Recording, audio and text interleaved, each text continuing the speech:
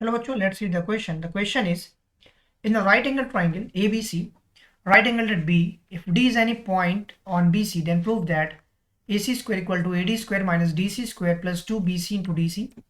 First of all, let us talk about the key concept. So we know that according to Pythagoras theorem,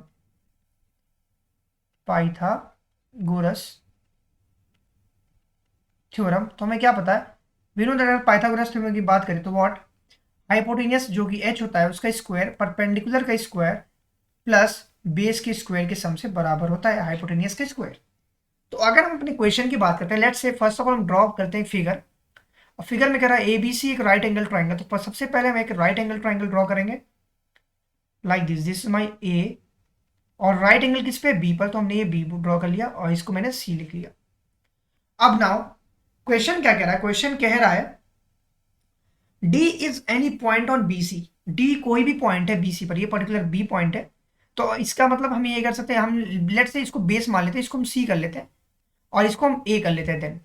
तो ये ए B सी है। अब यहाँ पे कोई ना कोई एक पॉइंट है डी, अब इसको हम पहले ज्वाइन कर लेते हैं, लेट से दिस माई ज्वाइनिंग पॉइंट, ऐसे हमने इसको ज्वाइन कर लिया। अब क्वेश्चन कह रहा है प्रूफ करना है क्या ए सी का स्क्वायर जो होगा वो ए डी का square minus D C square होगा plus 2BC into D C होगा। So this is very very simple question and a very tricky one. हम सबसे पहले ट्राइंगल हम ज्वाइन करेंगे, ज्वाइन ए टू डी, हमने ए से डी को ज्वाइन कर लिया। अब हम बात करते हैं इन ट्राइंगल ए बी और D, triangle A B D की बात करते हैं। हमें क्या पता है पाइथागोरस थ्योरम के हिसाब से क्या होगा, ए डी का square is equal to A B का स्क्वायर जो कि परपेंडिकुलर है प्लस बी डी का स्क्वायर हो जाएगा हमारे पास। हम इसको क्या कर सकते हैं, लेट से इसको इक्वेशन नंबर फर्स्ट मान लेते हैं और हम ट्राइंगल किसकी बात करते हैं, ट्राइंगल ए बी सी की बात करते हैं। ए बी सी ट्राइंगल की अगर हम बात करें, so what we are getting it यार, ए बी सी में क्या होगा, A C square is equal to क्या होगा, ए बी का स्क्वायर प्लस बी सी का स्क्वायर, हम इसको बी सी का स्क्वायर लिख सकते हैं।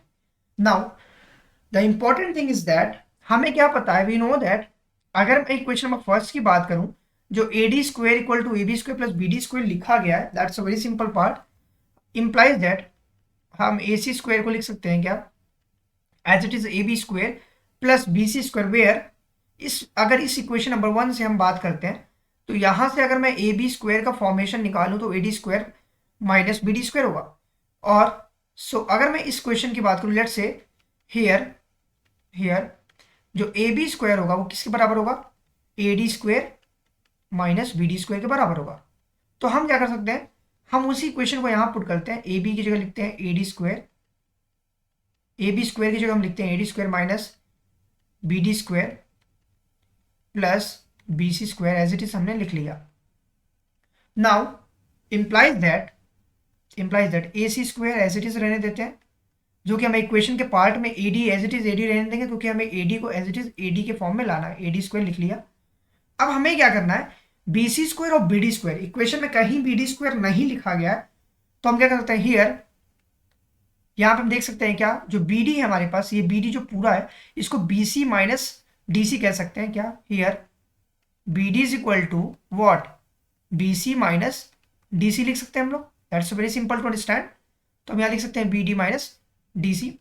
तो A D square as it is लिखा माइनस बी डी की जगह हम लिख सकते हैं क्या, बी डी स्क्वायर की जगह हम लिख सकते हैं क्या, B C minus D C का whole square plus B C का whole square as it is.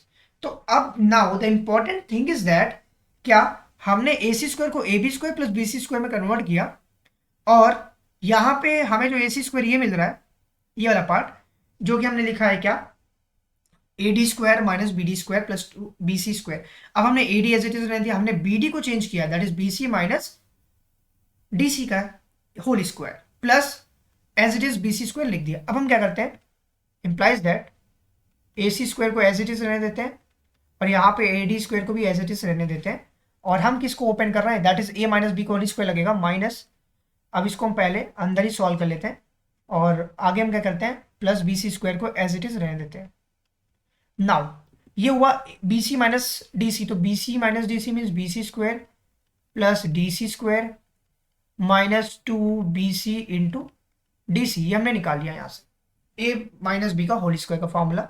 अगर हम यहाँ से ब्रैकेट ओपन करें तो AC square is equal to होगा AD square minus BC square हो जाएगा, माइनस DC स्क्वायर हो जाएगा, और माइनस माइनस प्लस हो जाएगा 2BC इंटू DC, और आगे हमारे पास जो दिया था BC square as it is mention किया। इस BC स्क्वायर से कैंसिल आउट हुआ, इंप्लाइज दैट AC स्क्वायर की वैल्यू क्या आई, AD स्क्वायर लिख लिया as it is, minus DC square plus 2 times BC into DC, जो कि हमें लाना था। तो this is my required answer, और we can write it that is hence proved, hence proved. So hope you understand it well. Best of luck. Thank you.